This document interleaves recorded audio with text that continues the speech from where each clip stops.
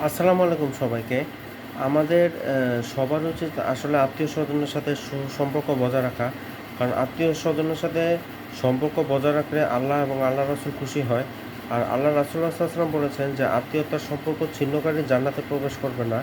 কাজেই আমাদের উচিত আত্মীয়তার সম্পর্ক রক্ষা করা এবং রাসূল সাল্লাল্লাহু আলাইহি ওয়াসাল্লাম আরও বলেছেন যে, আত্মীয়স্বজনের উপরে আমাদের হক বেশি।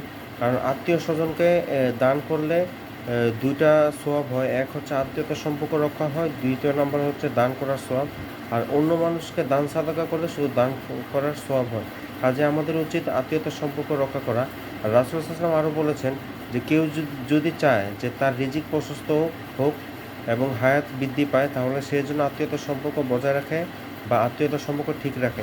কাজেই আমাদের উচিত আত্মীয়স্বজনের সাথে সুসম্পর্ক রাখা, তাদের খোঁজখবর রাখা, বিপদ-আপদে তাদের পাশে দাঁড়ানো এবং সামর্থ্য অনুযায়ী তাদের সাহায্য সহযোগিতা করা।